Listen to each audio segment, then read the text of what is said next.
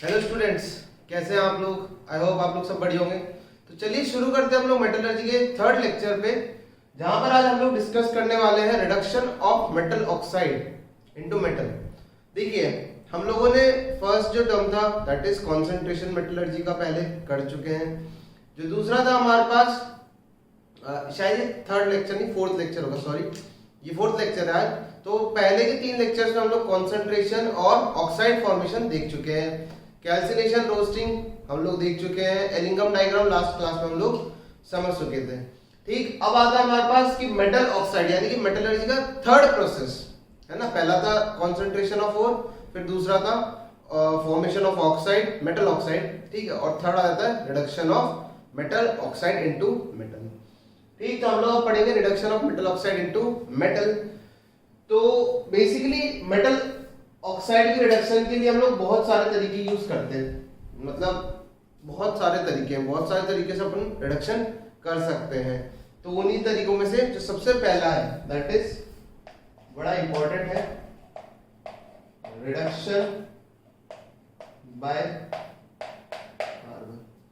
Reduction by carbon, ठीक, हम लोग देखने जा रहे हैं रिडक्शन बाय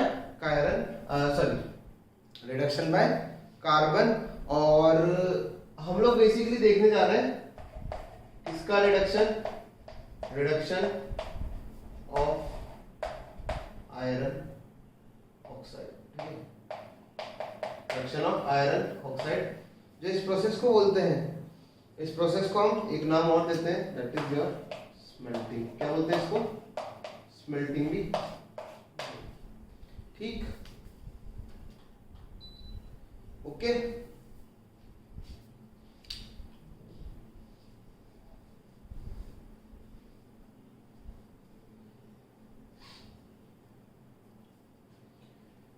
इसको बोलते हैं रिडक्शन ऑफ आयरन ऑक्साइड को हम लोग स्मेल्टिंग भी बोलते हैं।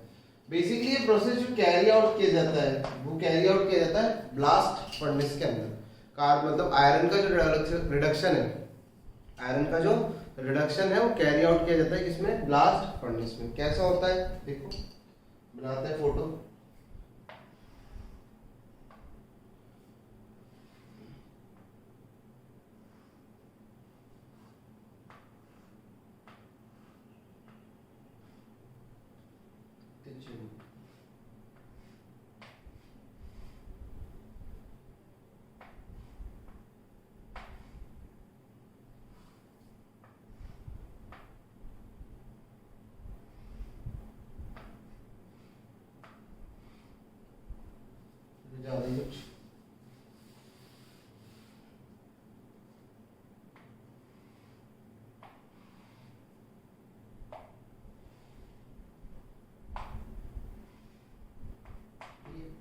तरीके का होता है ब्लास्ट फर्नेस। एनसीईआरटी में भी दे रखा है अच्छे से फोटो। तो बेसिकली यहाँ से हम लोग इसमें और क्या होता है अंदर, इसमें ऐसे ना बेड्स लगे होते हैं, ठीक है, इस तरीके के बेड्स लगे होते हैं। सोने के लिए नहीं होते ये बेड्स, है ना, सोने के लिए नहीं होते बेड्स। बेसिकली क्या होता है ना, जो हमारी ओर गिरती है ना, ओर यहीं पे इकट्ठी होती है और यहीं पर ही हमारा सारा काम होता है। ठीक, तो यहाँ पर हम लोग क्या डालते हैं, ऊपर से डालते हैं हम लोग चार्ज। क्या डालते हैं? चार्ज। चार्ज का मतलब इलेक्ट्रिसिटी वाला चार्ज नहीं, चार्ज का या मतलब हमारा इनपुट। ठीक, इनपुट में हमारे पास क्या क्या होती है? इनपुट में हमारे पास सबसे ज्यादा पहले होती है ओर। ओर के अलावा हम जिससे रिडक्शन कर रहे हैं यानी कि कार्बन। कार्बन का मतलब आप यहाँ पर कोल ले सकते हो, ठीक है, कोल ही लेते हैं। कार्बन हम लोग कोल लेते हैं। कार्बन मतलब किस फॉर्म में लेते हैं? कोल की फॉर्म में लेते हैं। प्लस इसके बाद हम यहाँ पर डालते हैं साथ ही साथ में फ्लक्स। तो 3 चीजें हो गई, ओर, कार्बन और फ्लक्स। क्लियर है? फ्लक्स कौन होगा यहाँ पर? क्योंकि आयरन की मेटलर्जी पढ़ रहे हो तो आयरन की मेटलर्जी में जो मेन इंप्योरिटी होती है वो होती है सिलिका की। तो यहाँ फ्लक्स कौन होगा? एक बेसिक फ्लक्स बोले तो कैल्शियम कार्बोनेट। ठीक, फिर उसके बाद अगर मैं बात करता हूँ इसकी, तो ये 3 जोन में डिवाइडेड होता है। बेसिकली ये 3 जोन में डिवाइडेड होता है हमारे पास। ठीक, तो जो हमारे पास फर्स्ट जोन होता है, यहाँ पर तो देखो यहाँ से तो आग लगाते हैं, ठीक है, बेसिकली आग ही लगाते हैं। मतलब होता क्या है, 3 जोन में डिवाइडेड होता है। 3 जोन में जो सबसे फर्स्ट जोन होता है हमारे पास, और अगर ज्यादा अच्छी फोटो चाहिए इसकी तो एनसीईआरटी रेफर कर सकते हो, वहां पर इसकी बहुत अच्छी फोटो दे रखी है अपने को। ठीक, जो चार्ज होता है उसका भी एक रेशियो होता है हमारे पास। ठीक है, चार्ज का जो हमारे पास रेशियो होता है that is your 1:2:8।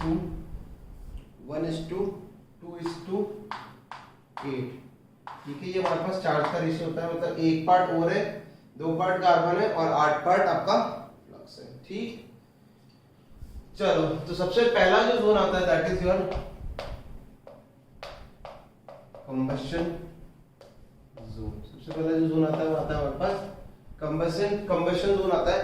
Her zone का एक अपना टेम्परेचर है, बेसिकली अलग अलग इसलिए बांटा हुआ है क्योंकि हर किसी का टेम्परेचर अलग अलग है और हर जोन में जो होने वाली रिएक्शंस है वो भी क्या है, डिफरेंट है। हर जोन में होने वाली रिएक्शंस भी क्या है, डिफरेंट है, इसीलिए इनको अलग अलग जोन्स में बांटा हुआ है। तो जैसे सबसे पहले आता है हमारे पास कंबशन जोन। तो कंबशन जोन में बेसिकली जो टेम्परेचर होता है, कंबशन जोन का जो टेम्परेचर होता है वो होता है हमारे पास 1000 डिग्री सेंटीग्रेड से 1900 डिग्री सेंटीग्रेड। ठीक है, 1000 डिग्री सेंटीग्रेड से 1900 डिग्री सेंटीग्रेड पर। और यहाँ पर बेसिकली जो रिएक्शन होती है वो क्या होती है, कार्बन जलता है। ठीक है, कंबशन जोन के अंदर क्या होता है, हमारा कार्बन जलता है और क्या बनाता है, CO2 गैस। ठीक है, carbon solid plus solid gas है आपकी। तो यहाँ पर हमारे पास क्या बनती है, CO2 गैस मिलती है। क्या मिलती है हमारे को, CO2 गैस मिलती है। चलो अब आ जाता है हमारे पास जो दूसरा है दैट इज योर, दूसरा जोन आता है that is your reduction zone. कौन सा जोन, रिडक्शन जोन। सबसे कम टेम्परेचर भी देखा जाता है जो इसी का देखा जाता है, और वो होता है कुछ अलग अलग जगह पर अलग अलग दे रखा है। तो this is around your 300 degree centigrade to 700 degree centigrade. अलग अलग बुक्स में अलग अलग तरीके से दे रखा है, तो आप कुछ भी बोल सकते हो। टेम्परेचर कुछ इसी रेंज में होता है डिग्री सेंटीग्रेड में, 300 से 700 डिग्री सेंटीग्रेड तक हमारा रिडक्शन जोन होता है। बेसिकली यह क्या होता है, जो CO2 बन के आएगी एक्चुअली यहाँ पर आपका आग लगेगी, यहाँ पर आपका जलेगा, फिर CO2 उठ के ऊपर आएगी। तो यहाँ पर भी आपका क्या प्रेजेंट है, और कार्बन तो प्रेजेंट है ही सर। आपने जो चार्ज डाला वो यही होके इस तरीके से। ठीक, तो होगा क्या, यहाँ पर हमारा चार्ज इकट्ठा होता जाएगा और यहाँ पर जो CO2 आएगी वो पहले कार्बन से रिएक्ट करेगी और क्या बनाएगी, CO गैस। क्यों, क्योंकि हम लोगों ने पढ़ा था आयरन के लिए एलिंगम डायग्राम से, लास्ट क्लास में हम लोगों ने इंटरप्रेट किया था कि आयरन के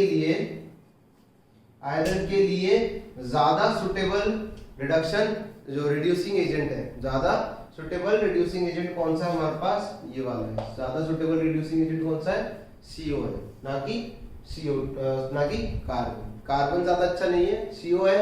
वो हम लोगों ने देखा था टेम्परेचर की वजह से, मतलब वो जो लाइन थी यहाँ पर कार्बन की हमारे पास ऊपर थी और आयरन की नीचे थी, तो इसीलिए आयरन का रिडक्शन कार्बन नहीं कर सकता। आयरन का रिडक्शन कौन कर सकता है, मतलब आयरन ऑक्साइड का, हाँ, CO। ठीक, तो रिडक्शन जोन में क्या क्या रिएक्शन होती है हम लोग पहले भी देख चुके हैं। तो हमारे पास जो Fe2O3 होता है ये रिएक्ट करता है किससे, CO से, और बनाता है Fe3O4 प्लस CO का हो गया ऑक्सीडेशन CO2 में। फिर ये जो Fe3O4 है ये फिर कार्बन मोनोऑक्साइड से रिएक्शन करता है और बनाता है FeO प्लस CO2, और फिर जो बचा हुआ FeO है ये फिर से CO से रिएक्शन करके क्या बनाता है, Fe प्लस CO2। ठीक, तो ये वाली रिएक्शन हमारे पास बैलेंस है, इसको रिएक्शन को बैलेंस कर लेते हैं। तो 3 यहाँ आ गए, तो ऑक्सीजन 3 और 5 हो गए, है ना, 4 तो यहाँ ऑलरेडी 5 हो गए, बैलेंस हो गई। ठीक, इसके अलावा ऊपर वाले भी बैलेंस कर लो भाई, यहाँ मार दो 3 का मल्टीप्लाई, यहाँ मार दो 2 का मल्टीप्लाई, क्या हो जाएगा, हो गए 3 दिन 9 और 1 10, 4 में 8 और 2 10। ठीक, बैलेंस हो गई रिएक्शन, सिंपल। ये हमारे पास बैलेंस रिएक्शन होती है। ये होता है आपके रिडक्शन जोन के अंदर। किधर होता है ये आपका, रिडक्शन जोन के अंदर। यहाँ पर जो आपको आयरन मिलता है, ठीक, यहाँ पर जो आयरन मिलता है ये मिलता है आपको पिग आयरन, क्या मिलता है? Pig iron. पिग आयरन का मतलब ये होता है इंडस्ट्रियली अभी ये जो आयरन है हमारे पास यूजलेस है, ठीक है। इंडस्ट्रियली जो आयरन है ये अभी हमारे पास यूजलेस है। इसमें हम लोग स्क्रैप आयरन मिलाते हैं, है ना। पिग आयरन के अंदर हम लोग स्क्रैप आयरन मिलाते हैं जिससे हमारे को कास्ट आयरन मिलता है, ठीक है। कास्ट आयरन मिलता है, फिर एक आयरन का फॉर्म मिलता है, फिर उसके बाद हम उसको प्योरीफाई करके रॉट आयरन और अलग अलग प्रकार के बनाते हैं, ठीक। तो ये होती है आपके पास रिडक्शन जोन की रिएक्शंस। चलो जो तीसरा जोन है, दिखेगा क्या? चलो दिख जाएगा। जो तीसरा जोन है that is your slag formation, और इसको आप लोग फ्यूजन जोन भी बोल सकते हो। क्या बोल सकते हो? फ्यूजन जोन भी बोल सकते हो। यहाँ बेसिकली क्या होता है, दो काम होते हैं। एक तो जो आपके पास आयरन सॉलिड मिला है, ये किसके में कन्वर्ट हो जाता है? ये कन्वर्ट हो जाता है आयरन लिक्विड की फॉर्म में। एक काम तो ये होता है, ठीक। जो आपके पास आयरन सॉलिड मिला है ये कन्वर्ट हो जाता है किसमें? आयरन लिक्विड के फॉर्म में। ओके, तो यहीं तक विजिबल है। चलो कोई ना, पहले इसको कॉपी कर लो फटाफट से, फिर इस तरह हम लोग जो बचा हुआ क्वेश्चन है वो देखते हैं।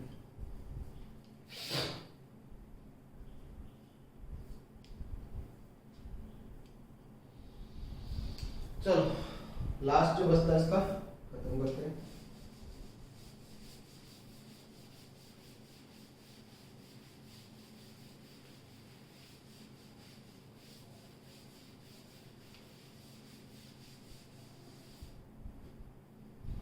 तो स्लैग फॉर्मेशन जोन में एक तो आयरन सॉलिड जो है आयरन लिक्विड में कन्वर्ट हो जाता है, और जो दूसरी रिएक्शन होती है हमारे पास वो क्या होती है? जो CaCO3 था वो डिकम्पोज हो चुका होता है किसमें? CaO प्लस CO2 में, ठीक। यहाँ पर हमारे पास आती है इम्प्योरिटी प्लस CO के साथ ये मिक्स करती है और बनाती है CaSiO3। This is your slag. ये क्या होता है? आपका स्लैग होता है, ठीक। ये अपन पहले भी डिस्कस कर चुके हैं। आपका स्लैग है, ये आपका कौन है? फ्लक्स है, और ये कौन है? आपकी इम्प्योरिटी, ठीक।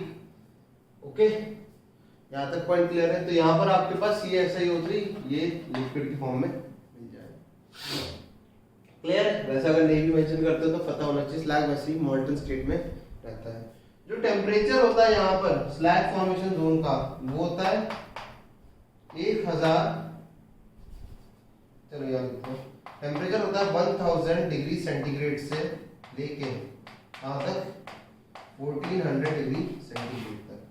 मतलब देखा जाए तो फर्नेस में जो सबसे टॉप प्लेयर होती है, जो सबसे ऊपर वाला पोर्शन होता है, ठीक है, जहां से आपने चार्ज डाला तो उसके जस्ट बाद जो थोड़ा सा नीचे आया था वो हमारे पास होता है रिडक्शन जोन, ठीक है। टॉप जो होती है, जो सबसे फर्स्ट पार्ट होता है वो होता है आपका रिडक्शन जोन। जो बीच वाला होता है वो होता है हमारे पास स्लैग फॉर्मेशन या फिर फ्यूजन जोन, और जो सबसे नीचे वाला होता है वो क्या होता है? हमारा कंबशन जोन, क्योंकि वहां पर टेम्परेचर क्या सबसे ज्यादा है। अर्थ में जो टेम्परेचर होता है वो सबसे ज्यादा होता है, ठीक। उसके बाद अब हमारे पास क्या बच जाता है? हमारे पास मॉल्टन मेटल मिल जाता है। तो यहाँ पर ऊपर आपका कौन तैरेगा? ऊपर तैरेगा आपका स्लैग, और नीचे हो जाएगा आपका मॉल्टन metal.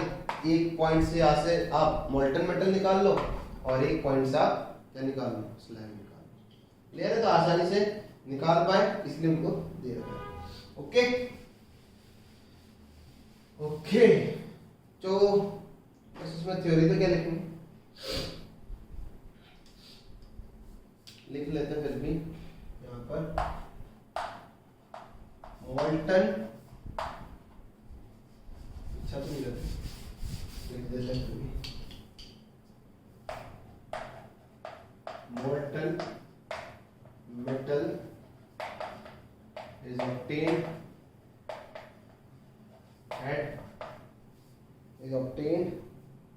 at the earth in liquid form। ठीक है, हमारे को अर्थ में मिलता है कहाँ पर? लिक्विड फॉर्म के अंदर।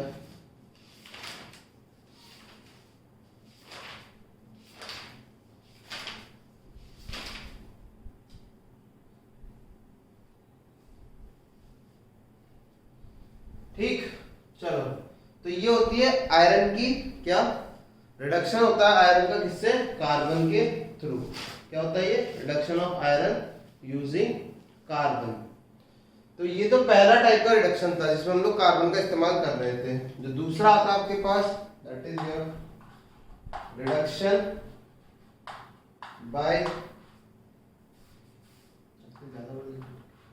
Bye more electropositive. अब हमारे पास आ जाता है क्या, reduction by more electropositive metal. तो हम लोगों ने देखा था एलिंगम डायग्राम के अकॉर्डिंग कि बोला जाता है कि कार्बन आप यूनिवर्सली किसी भी मेटल के रिडक्शन में इस्तेमाल, किसी भी मेटल ऑक्साइड के रिडक्शन में इस्तेमाल कर सकते हो, बट ऐसा नहीं होता है। हम लोगों ने उसकी कुछ लिमिटेशंस देखी थी। अब ऑब्वियस सी बात है, अगर कार्बन इस्तेमाल नहीं कर पा रहे हो तो कुछ तो जुगाड़ होगा ना, आपको कोई ना कोई एलिमेंट तो चाहिए जिसके थ्रू, मतलब कोई तो प्रोसेस चाहिए जिससे आप रिडक्शन कर पाओ। तो ये होता है मोर इलेक्ट्रो पॉजिटिव एलिमेंट। तो उस दिन अपन ने देखा था कि Cr2O3 कि जब कार्बन से रिएक्शन कराई जाती है तो बनना तो क्या चाहिए था, बनना चाहिए था क्रोमियम प्लस CO2 आपके थ्योरेटिकली, ठीक है, CO2 बनना चाहिए था। ये तो रिडक्शन बाय कार्बन हुआ, बट ऐसा नहीं देखने को मिलता। हमें देखने को मिलता है Cr2O3 कि जब कार्बन से रिएक्शन कराई जाती है, ठीक, जब कार्बन से रिएक्शन कराई जाती है एट हाई टेम्परेचर, तो हमें देखने को क्या मिलता है, उल्टा कार्बाइड मिल जाता है Cr4C3 प्लस छोड़ो, ठीक, हमें एक क्या देखने को मिल जाता है, कार्बाइड देखने को मिल जाता है, जो कि क्या होता है, कैसा होता है नेचर में, रिफ्रैक्टरी। क्या होता है नेचर में, रिफ्रैक्टरी। रिफ्रैक्टरी अपन पहले भी डिस्कस कर चुके हैं। क्या होता है इसका मतलब, हाई मेल्टिंग पॉइंट। तो हम चले थे रिडक्शन करने, कुछ और ही कंपाउंड बन गया जो कि हमारे लिए फिलहाल कोई काम का नहीं है। तो इनके केसेस में क्या करते हैं अपन, मोर इलेक्ट्रो पॉजिटिव मेटल लेते हैं। क्या लेते हैं, मोर इलेक्ट्रो पॉजिटिव मेटल। यहाँ पर सब हेडिंग भी डाल देना, यहाँ पर सब हेडिंग आ जाएगी थर्माइट प्रोसेस। थर्माइट प्रोसेस, इसका नाम होता है थर्माइट प्रोसेस। चलो अब देखते हैं क्या होता है बेसिकली इसमें। ये आपको आपके पास मैग्नीज हो गया, क्रोमियम हो गया, इनके रिडक्शन के लिए हम लोग क्या करते हैं, इनके रिडक्शन के लिए हम एल्यूमिनियम का यूज करते हैं। ठीक है, इनके रिडक्शन के लिए हम क्या करते हैं, एल्यूमिनियम का यूज करते हैं। अगर इलेक्ट्रोकेमिकल सीरीज के हिसाब से देखें तो एल्यूमिनियम की रिएक्टिविटी इन दोनों से क्या होती है, ज्यादा होती है। क्या होती है, ज्यादा होती है। तो इसलिए लिखा मोर इलेक्ट्रो पॉजिटिव मेटल, जिसकी रिएक्टिविटी ज्यादा या फिर जो अपने डिस्प्लेसमेंट रिएक्शन शो कर सके। होता क्या है, यहाँ पर हम लेते हैं Cr2O3 और इसके साथ डाल देते हैं किसको, एल्यूमिनियम को। बहुत ही ज्यादा देखते हैं अभी एक्सोथर्मिक रिएक्शन होती है, बन जाता है Al2O3 प्लस Cr। ठीक, यहां लिख सकते हैं हम लोग this it is an highly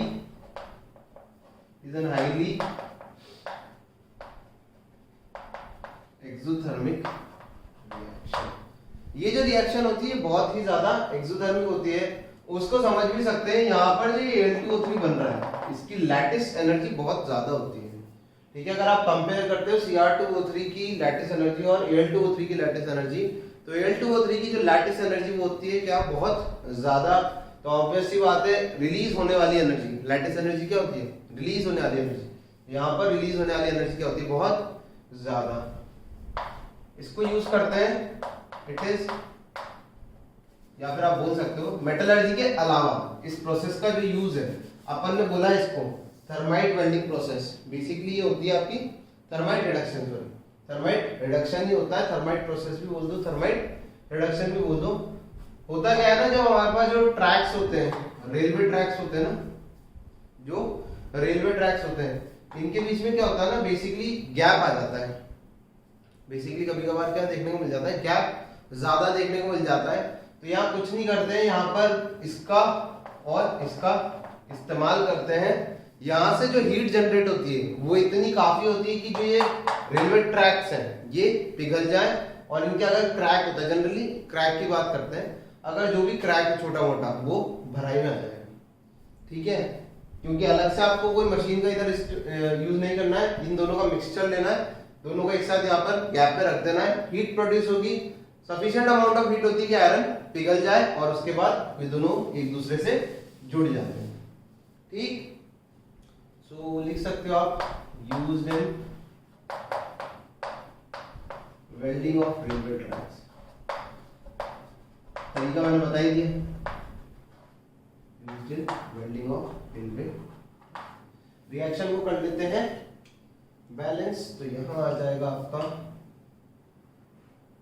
ठीक, यहाँ पर आएगा 2 और क्रोमियम कितना होगा 2, ऑक्सीजन बराबर है। ठीक, तो ये बात समझ में आ गई कैसे हुआ। सिंपल सी लॉजिक है, यहाँ पर जो लैटिस एनर्जी है वो बढ़ रही है, Al2O3 में जाने पर लैटिस एनर्जी बढ़ रही है, तो हीट जो जनरेट होगी बहुत ज्यादा होगी, और इतनी सफिशिएंट हीट से आप और भी काम कर सकते हो, जैसे ये। ठीक, इसके अलावा हम लोग इसी तरीके से इसकी रिएक्शन जब Mn2O3 के साथ कराते हैं, ठीक, तो हमारे को मिल जाएगा क्या, ये Al2O3 प्लस N2। ओके, ये रिएक्शन होती है। अच्छा, इसमें Mn2O3 सॉरी Mn3O4 लेते हैं। ओके, तो यहाँ आ जाएगा आपके पास 3, और 3 के अलावा बैलेंस कर लेते हैं, ये हो जाएगा 4, 4 दूनी 8, और ये 12, ऑक्सीजन भी 12 होना चाहिए, 9 आएगा, यहाँ 3 और यहाँ 9। ठीक, तो रिएक्शन इस तरीके से बैलेंस हो जाता है। ओके, सो ये होता है किससे, आपके reduction by more electropositive element. इसी में आ जाता है एक और प्रोसेस, इसी में सब हेडिंग में लिखना, reduction by magnesium. Reduction by magnesium, इसको बोलते हैं क्रॉल्स प्रोसेस। क्या बोलते हैं, क्रॉल्स प्रोसेस बोलते हैं। और यहाँ पर बेसिकली क्या करते हैं हम लोग, टाइटेनियम का रिडक्शन कराने के लिए, TiCl4 का रिडक्शन कराने के लिए मैग्नीशियम का इस्तेमाल करते हैं, और हमें मिल जाता है MgCl2 प्लस टाइटेनियम। बैलेंस कर लेते हैं रिएक्शन को, यहाँ पर 2 से मल्टीप्लाई कर दो। तो ये होती है क्रॉल्स प्रोसेस। इसमें सिर्फ इतना सा है कि मैग्नीशियम का यूज करा हमने किसके लिए, रिडक्शन के लिए। किसके लिए यूज करा है, मैग्नीशियम का रिडक्शन के लिए। ठीक, तो ये एक स्पेसिफिक नाम वाली रिएक्शन हो जाती है, और कुछ तो ये होता है reduction by more electropositive element. क्या होता है, reduction by more electropositive element. उसके बाद आ जाता है हमारे पास जो तीसरा प्रोसेस है, दैट इज, ये इंपॉर्टेंट है थोड़ा सा, सेल्फ रिडक्शन। फटाफट से कॉपी कर लो, इधर से स्टार्ट करो।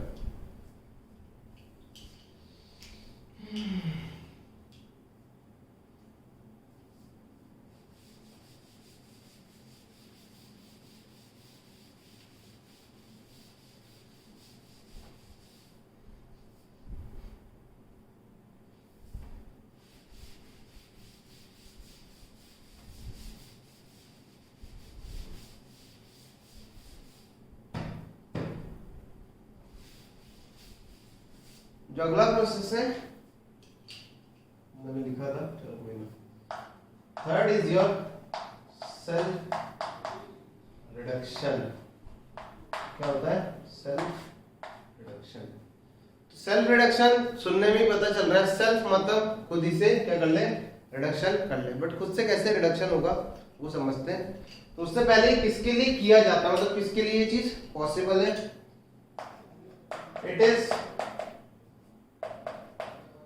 it is used for, या फिर it is used for की जगह हम लोग लिख सकते हैं, हाँ, it is used for less electropositive metal like हमारे पास आता है कॉपर, लेड और Hg। ठीक, कॉपर और लेड और Hg। इसकी कोई ट्रिक भी थी याद रखने की कि copper, lead, Hg self reduction किसका होता है, कॉपर, लेड, Hg। तो इसका क्या ट्रिक था मेरे को याद नहीं आ रहा फिलहाल, बताऊंगा आपको। इसकी एक ट्रिक होती है जिससे याद रखा जा सकता है। इन तीनों के केस में क्या होता है, सेल्फ रिडक्शन होता है।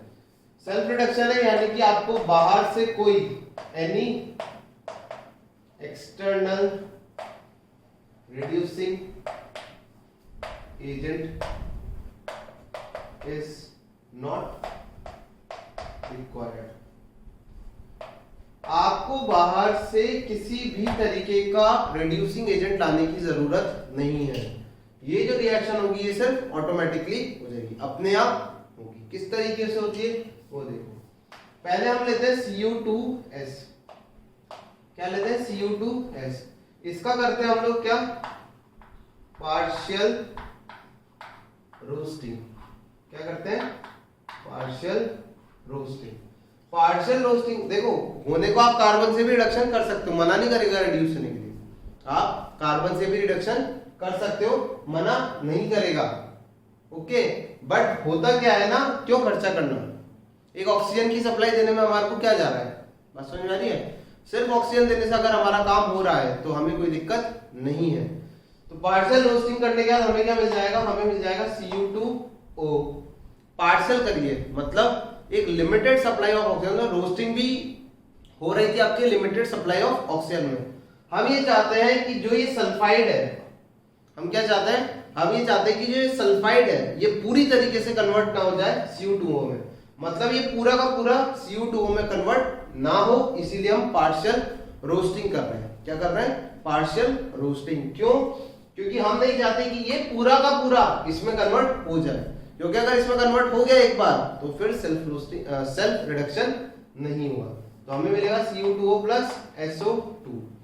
अब पार्शियल करी थी मतलब ये भी बचा है मिक्सचर के अंदर और ये भी बचा है, क्या हो जाएगा Cu2S प्लस Cu2O। ये दोनों रिएक्शन कर जाएंगे आपस में ही। इसी को हम लोग क्या बोलते हैं, इसी को हम लोग बोलते हैं, इस रिएक्शन को क्या बोलते हैं, सेल्फ रिडक्शन। ठीक है, वो तो रोस्टिंग थी, ये होगा आपके पास सेल्फ रिडक्शन।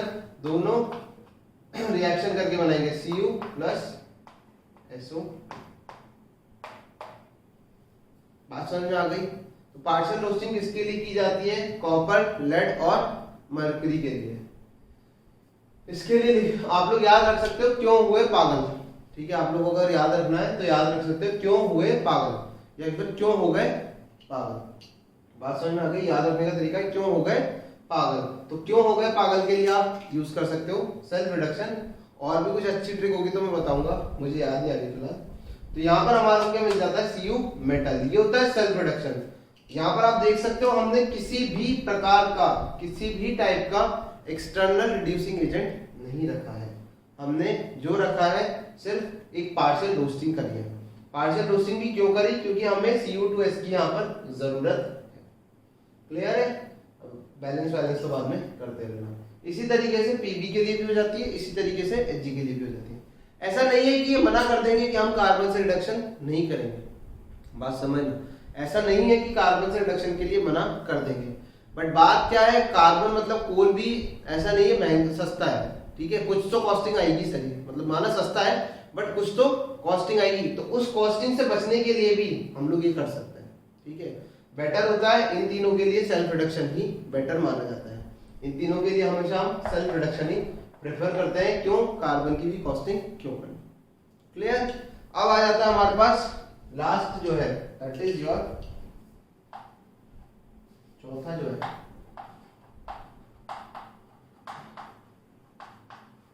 Electrolytic reduction. अब आ जाता है हमारे पास इलेक्ट्रोलाइटिक रिडक्शन। कुछ नहीं करना होता है। इलेक्ट्रोलाइटिक रिडक्शन मतलब किसका इस्तेमाल है, बिजली का। किसका इस्तेमाल है, करंट का। तो क्या करते हैं हम लोग, यहाँ पर एक सॉल्यूशन ले लेते हैं, सॉल्यूशन तो क्या लेते हैं, सॉल्यूशन तो नहीं लेते, यहां हम ले लेते हैं मोल्टन सॉल्ट। बेसिकली इसका जो इस्तेमाल है, ठीक है, इसका जो इस्तेमाल है वो किसके लिए है, लिख सकते हैं यहां पर हम लोग, used for highly reactive metals. इसका जो इस्तेमाल है हम किसके लिए करते हैं, हाईली रिएक्टिव मेटल्स के लिए, जैसे अपना सोडियम, मैग्नीशियम हो गया, एल्यूमिनियम हो गया, इनके लिए क्या करते हैं हम लोग, हाईली रिएक्टिव मेटल्स के लिए हम लोग इस तरीके का कुछ काम करते हैं।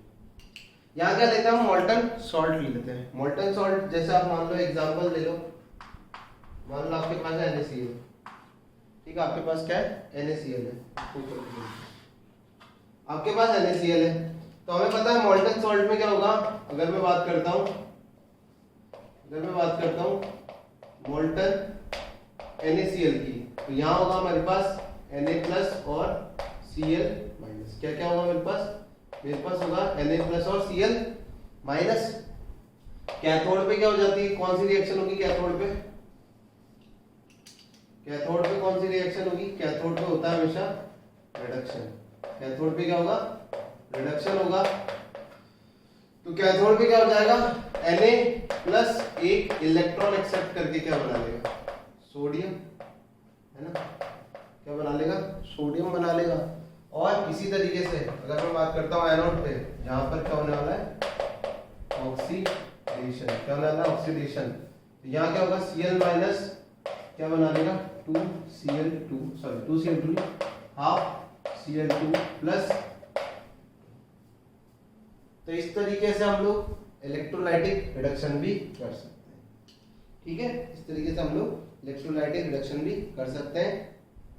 जनरली इसको इस्तेमाल करते हैं फॉर एल्कली मेटल्स, इसको हाईली रिएक्टिव भी दे सकते हो, बट जनरली हम लोग इसका इस्तेमाल कहाँ करते हैं, एल्कली मेटल्स के लिए। क्या ले लेते हैं, मोल्टन सॉल्ट ले लेते हैं, एग्जांपल ले लिया NaCl, वही 2 ट्यूब लगा दी, और अच्छा मुझे याद नहीं आ रहा एनोड और कैथोड में पॉइंट टर्मिनल कौन सा होता है, मैं भूल चुका हूँ,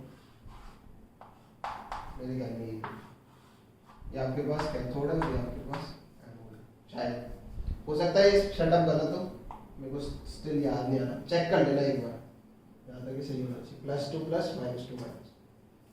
ठीक, तो ये था सारा का सारा हमारा क्या प्रोसेस थे, ये सारे थे हमारे पास रिडक्शन की कहानी, किस तरीके से रिडक्शन किया जाता है। चलो अब हमारे पास जो चौथा टर्म है मेटलर्जी का, अब हम लोग क्या क्या पढ़ चुके हैं, देखो वापस से एक बार, कॉन्सेंट्रेशन पढ़ चुके हैं, मेटल ऑक्साइड बना चुके हैं, यानी कि ऑक्साइड फॉर्मेशन कर चुके हैं, फिर उस ऑक्साइड का रिडक्शन कर चुके हैं। तो जो चौथा प्रोसेस है हमारे पास मेटलर्जी में, दैट इज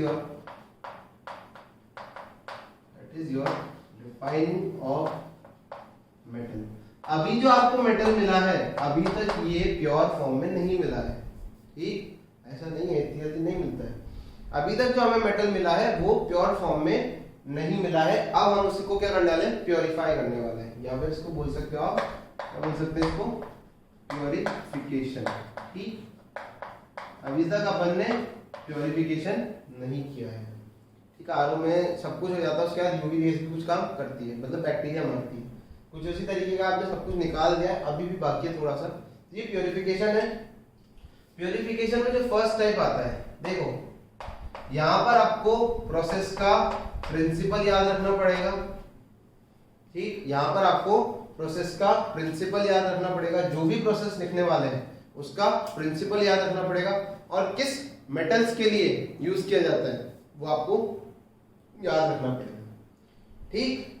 चलो, तो basically liquation it is used, points बना के लिख लेते हैं, जैसे पॉइंट्स के लायक है, it is used for metals having low melting point, example ten हो गया आपके पास, और टेन हो जाता है लेड के लिए भी शायद इसका इस्तेमाल कर सकते हैं, हाँ सही, टेन हो गया, लेड हो गया, इनके लिए हम इसका इस्तेमाल कर सकते हैं। क्या फिनोमेना होता है, हमें पता है जो इम्प्योरिटीज होती है वो कैसी होती है नेचर में, रिफ्रैक्टरी होती है। कैसी होती है नेचर में? रिफ्रैक्टरी। कुछ इस तरीके का आपके पास स्लोपी सरफेस होता है। इस स्लोपी सरफेस पे सबसे ऊपर हम लोग यहाँ पर रख देते हैं मेटल का ब्लॉक। ये जो मेटल है ये कैसा है नेचर में? फिलहाल इम्प्योर मेटल। ये कैसा है? अभी इम्प्योर मेटल है। यहाँ पर हम लोग एक कलेक्ट करने के लिए ऐसे रख देते हैं। तो ये जो इम्प्योर मेटल है इधर लगा देते हैं आग। हीट होगा, क्या होगा? हीट होगा। अब हमें पता है इम्प्योर मेटल में क्या क्या होता है। ओर प्लस सॉरी इम्प्योर मेटल है, अब तो ओर तो रह ही नहीं गई, हमारे पास आ जाता है मेटल प्लस इम्प्योरिटीज। ये जो इम्प्योरिटीज है ये नेचर में कैसी होती है? ये होती है हमारे पास रिफ्रैक्टरी। कैसी होती है? रिफ्रैक्टरी होती है, यानी कि इनका मेल्टिंग पॉइंट क्या है? ज्यादा है।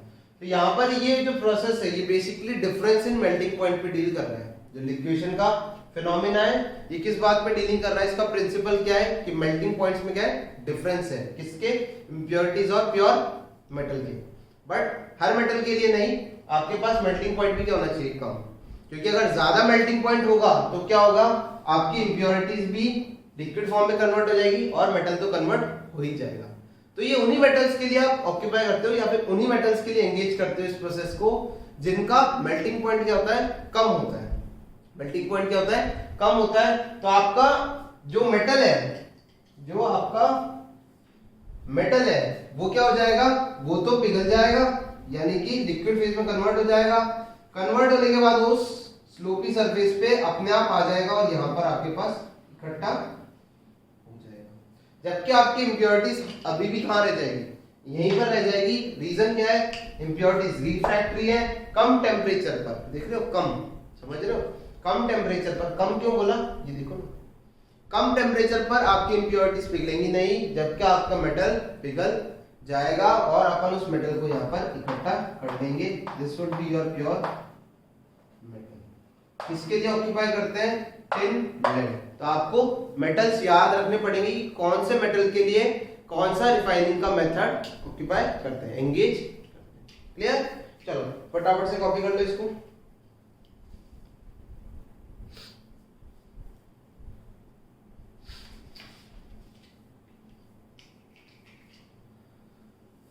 कॉपी कर लिया?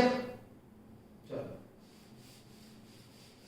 अभी हम लोग सिर्फ हर चीज का प्रोसेस डिस्कस कर रहे हैं, ठीक है? अभी हम लोग सिर्फ हर एक चीज का प्रोसेस डिस्कस कर रहे हैं कि क्या क्या प्रोसेस होते हैं। यहाँ पर एग्जांपल लिख रहे हैं, क्यों लिख रहे हैं आगे समझ में आ जाएगा इसका क्या यूज है। इसीलिए याद जरूर रखना है।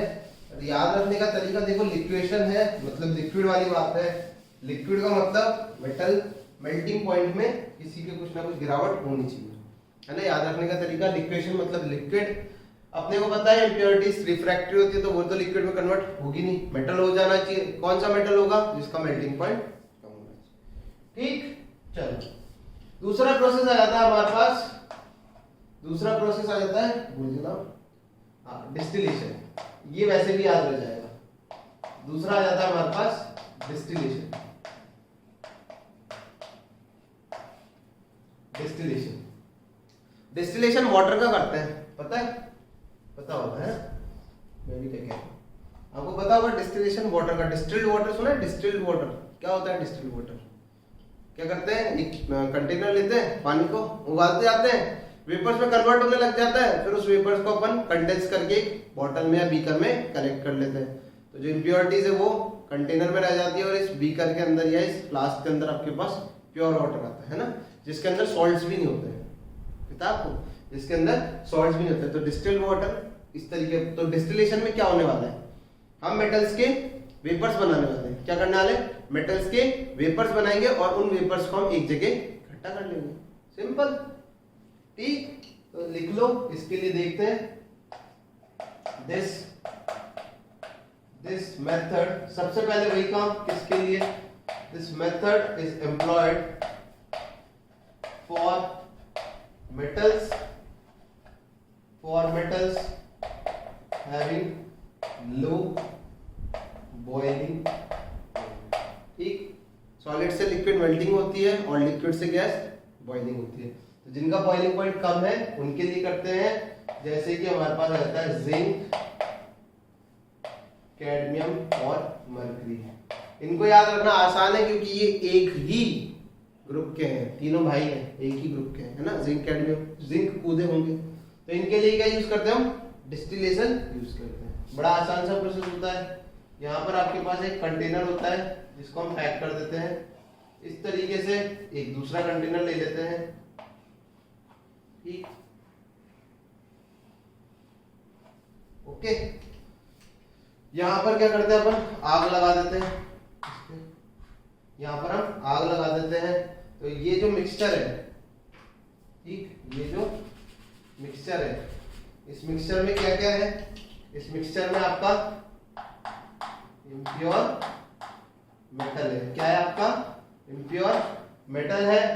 और यहाँ पर हम इसको कलेक्ट कर लेते हैं, इधर यहाँ पर हम इसको कलेक्ट कर देते हैं ऑल द वे इस तरीके से, ठीक। ये आ जाता है आपका प्योर।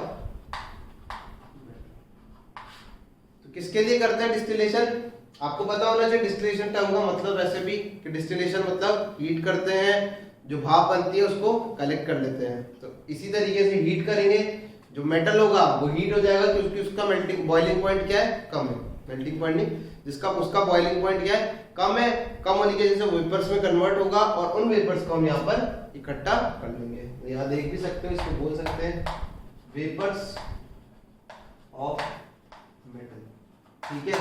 वेपर्स में कन्वर्ट होगा और इन वेपर्स को हम कलेक्ट कर लेंगे, तो हमारे पास आ जाता है प्योर मेटल। किसके लिए यूज करते हैं, जिंक कूदे होंगे क्योंकि इनका बॉइलिंग पॉइंट क्या होता है, कम होता है, ठीक।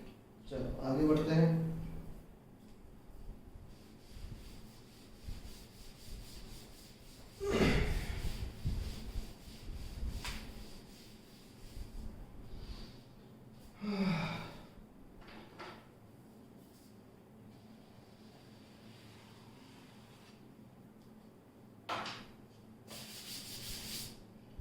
अगला आ जाता है हमारे पास, वैसे तो जगह है क्या,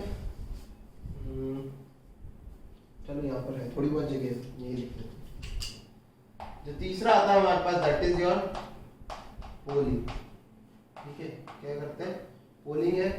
पहली चीज used for refining of copper, used for refining of copper. ये स्पेसिफिक है थोड़ा सा, मतलब सारे स्पेसिफिक थे। तो पोलिंग जो होता है वो होता है आपके पास कॉपर के लिए, स्पेसिफिक है मतलब कॉपर के लिए है। इसमें क्या करते हैं अपन, चलो मैं बता देता हूँ बना के, फिर इसका लिख लेंगे। यहाँ बेसिकली क्या करते हैं, यहाँ पर एक कंटेनर सा लेते हैं, ज्यादा बड़ा, छोटा बड़ा, छोटा बड़ा, ठीक। यहाँ पर हम क्या करते हैं, बेसिकली ऐसे कंटेनर सा लेते हैं, ठीक। नीचे से क्या करते हैं, आग लगा के रखते हैं, क्या करते हैं, आग लगा के रखते हैं। यहाँ पर क्या होता है आपका, यहाँ पर आपका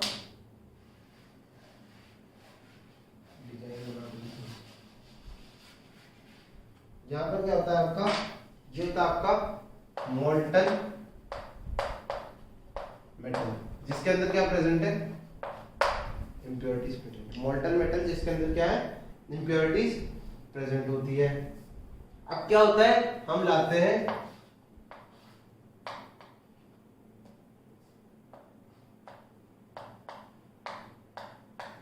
दिस इज योर, इसको बोलते हैं फ्रेशली प्रिपेयर्ड, फ्रेशली ग्रीन, वैसे बांस का ही लेते हैं, मेरे को जहां तक याद आ रहा है बैम्बू पोल्स, ठीक है। मतलब ग्रीन बैम्बू पोल्स मतलब आपका जो बांस होता है सूख भी जाता है और हरा भी होता है, ठीक है। तो जो हरा वाला होता है उसको हम लोग लेते हैं और इस मिक्सचर को क्या करते हैं, इससे स्टिर करते हैं। क्या करते हैं, यहाँ पर स्टिरिंग करते हैं, ठीक। मिक्सिंग कर लो, स्टिर कर लो, स्टिर करते हैं इस डंडे से, इस मोल्टन मेटल को स्टिर करते हैं। डंडा लिया, ठीक है, जैसे नॉर्मल सब्जी में चलाते हैं ना अपन, इसी तरीके से इस डंडे को चलाते हैं। तो ऑब्वियस सी बात है, टेम्परेचर क्या है, बहुत ज्यादा है। क्या है, टेम्परेचर है बहुत ज्यादा, क्योंकि मेटल क्या है, मोल्टन है। ठीक, इम्प्योर मेटल पड़ा हुआ है आपके पास, molten metal, molten impure rubber. ठीक है, आपके पास जो मेटल पड़ा हुआ है ना, क्या हुआ है, मेटल तो आपके पास इम्प्योर फॉर्म में पड़ा हुआ है और वो पिघला हुआ है, मतलब टेम्परेचर क्या है, ज्यादा है। टेम्परेचर है ज्यादा, ये है लकड़ी, ऑब्वियसली जलेगी, है ना, ऑब्वियसली जलेगी। तो क्या होगा, जब लकड़ी जलेगी तो हाइड्रोकार्बन है, लकड़ी क्या है, एक हाइड्रोकार्बन, हाइड्रोकार्बन है तो गैसेस कुछ इवॉल्व होंगी, क्या होंगी, हाइड्रोकार्बन गैसेस इवॉल्व होंगी, और उन्हीं गैसेस का इस्तेमाल करके अपन क्या करेंगे, कॉपर का रिडक्शन करेंगे। ठीक, क्या होता है यहाँ पर सीन, देखो भाई,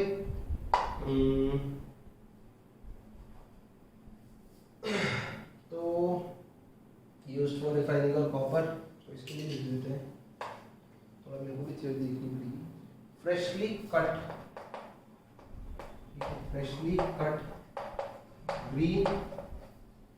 ग्रीन बैम्बू पोल्स लिख सकते हो, ठीक है, या कोई भी हो सकता है, वो लकड़ी कोई सी भी हो बट हरी होनी चाहिए। Green bamboo poles are used to stir the molten metal, ठीक है, molten metal।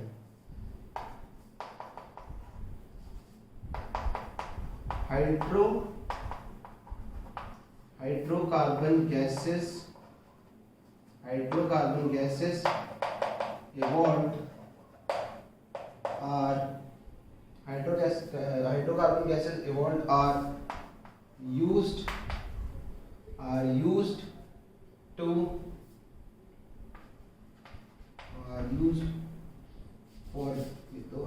for reduction of CO2। Basically आप लोगों ने कॉपर का क्या करते हैं, सेल्फ रिडक्शन करते हैं, है ना, कॉपर का क्या करते हैं, सेल्फ रिडक्शन करते हैं, बट उसके बाद भी हमारे पास कुछ ना कुछ पार्ट रह जाता है, तो उसको निकालने के लिए इस तरीके से हम CO2O की जब रिएक्शन होगी किससे, हाइड्रोकार्बन गैसेस से, तो हमें क्या मिल जाएगा, क्या, कॉपर प्लस इसके बाद आ जाती है हमारे पास रिलीज्ड गैसेस, प्रोडक्ट गैस बोल सकते हैं, ठीक है। जैसे एग्जांपल के तौर पे CO2 की रिएक्शन इससे CH4 से, CH4 एक हाइड्रोकार्बन गैस है, तो इस CH4 का इस्तेमाल करके हम बना लेते हैं कॉपर प्लस H2O, बाकी CO2 BO2 निकलती रहती है, ठीक है, हाँ, copper plus H2O plus CO। Okay, तो अपन ने क्या देखा, पोलिंग देखा, पोलिंग में बांस के डंडे इस्तेमाल करते हैं, वो भी हरे वाले, ठीक है, सूखे वाले मत इस्तेमाल करना, उनमें आग लग जाएगी, कोई गैसेस निकल नहीं पाएगी प्रॉपर्ली, ठीक। हरे वाले करते हैं, उनमें गैसेस ज्यादा निकलेंगी, तो उन्हीं गैसेस का इस्तेमाल करते हुए CO2 का क्या हो जाता है, रिडक्शन हो जाता है, और उसके बाद हमारे को मिल जाता है प्योर। क्लियर है, तो आज के लेक्चर के लिए सिर्फ इतना ही, फिलहाल इसको रिवाइज करो, और फिर हम लोग आगे पढ़ेंगे और रिफाइनिंग के प्रोसेस अभी बहुत सारे बाकी हैं, तो उन रिफाइनिंग के प्रोसेस को डील करेंगे। फिर हमारे पास जो मैकेनिज्म, 4 प्रोसेस थी किसी भी मेटल की मेटलर्जी के लिए, वो कंप्लीट हो जाएंगी। फिर अपन पढ़ेंगे इंडिविजुअल मेटल की मेटलर्जी की। आयरन की मेटलर्जी में क्या होता है स्टार्टिंग से लेकर एंड तक, ठीक। इसी तरीके से कॉपर हो गया, एल्यूमिनियम हो गया, सिल्वर हो गया, इन सब के हम लोग मेटलर्जी पढ़ेंगे, और ये टॉपिक को बहुत टाइम है, फिलहाल बहुत टाइम है इसको एंड होने में, तो इसके बाद हम लोग नेक्स्ट लेक्चर में पढ़ेंगे और रिफाइनिंग के